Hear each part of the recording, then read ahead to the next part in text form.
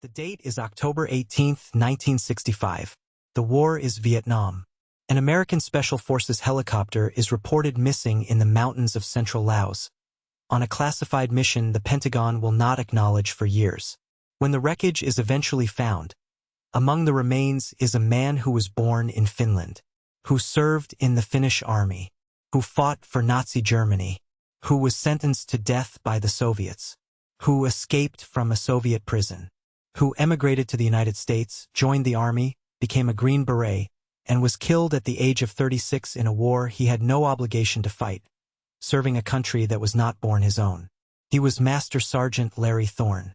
He was, without question, one of the most extraordinary soldiers of the 20th century.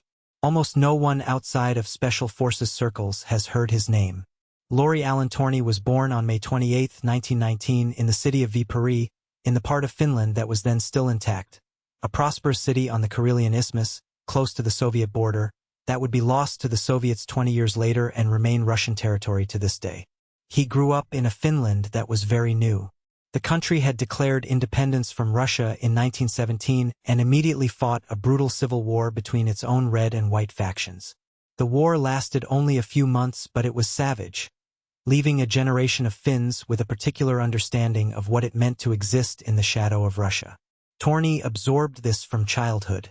By all accounts he was a physically exceptional young man. Strong, fast, with a natural aptitude for the outdoors and for military discipline. He excelled at orienteering and winter movement across terrain. He joined the military reserves as soon as he was old enough. When he completed his mandatory service, he traveled abroad for additional training, Germany, Sweden, and came home an NCO with skills that would define the rest of his life. He was 20 years old when the Soviet Union invaded Finland. On November 30, 1939, the Soviet Union attacked Finland with an army of over 600,000 men. Finland had 450,000 soldiers total, including reserves. Many of its units lacked modern equipment. It had almost no tanks. Its air force was outmatched. The temperature in Karelia that winter dropped to -40 degrees Celsius. Finland held for 105 days. What happened in those 105 days is one of the most remarkable military performances in modern history. The Finns used their landscape, the forests, the frozen lakes, the crushing cold, as a weapon. They moved on skis. They attacked Soviet columns on roads and cut them to pieces. They inflicted casualties at ratios that the Soviet High Command found genuinely difficult to explain. Törni fought in this war as an NCO in an infantry unit, performing well enough to be noticed by officers who were tracking young soldiers with unusual talent. He survived the Winter War.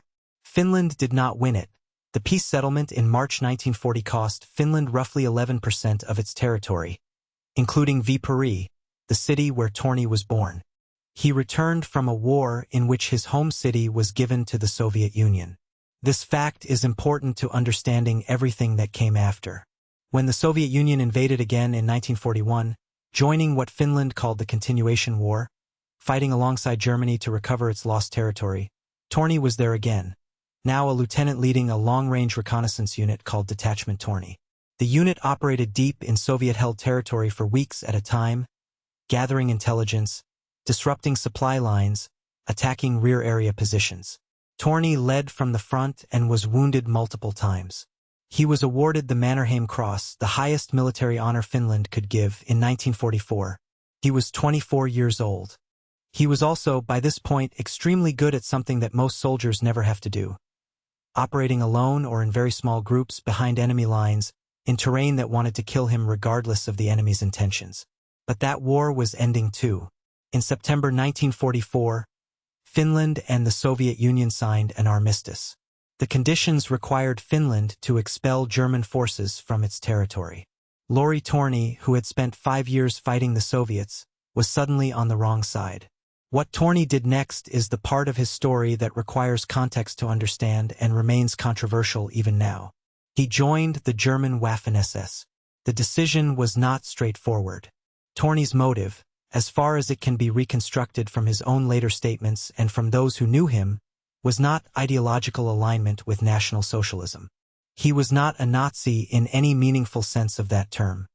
He was a soldier who had spent 5 years fighting the Soviets, who had lost his hometown to the Soviet Union, who watched with despair as Finland was forced into accommodation with Moscow. His enemy was the Soviet Union. The Germans were still fighting the Soviet Union. For Törni, the arithmetic was brutal and simple. He underwent training in Germany and returned to Finland in late 1944 and early 1945, attempting to organize resistance networks that would operate behind Soviet lines in the event of a full Soviet occupation of Finland, which many Finns feared was coming. The mission was called Operation Baldur. It accomplished very little. The war ended before the networks could be activated. Törni was captured by the Finns themselves, tried for treason under Finnish law, specifically for fighting for a foreign power without authorization, and sentenced to 6 years in prison. The Soviets, who had their own list of people they wanted, demanded his extradition. Finland did not comply, but Törni was in a Finnish prison when, in 1945, the Soviets issued a formal demand for him specifically, calling him a war criminal. Finland's position became difficult. Törni escaped. He escaped twice, in fact. The first time he was recaptured.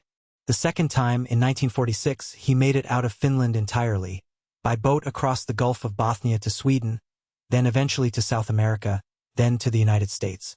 He arrived in America in 1950 as an illegal immigrant. He worked construction in New York. He cleaned boats in Florida. He was good with his hands, learned English, became functionally fluent within a year.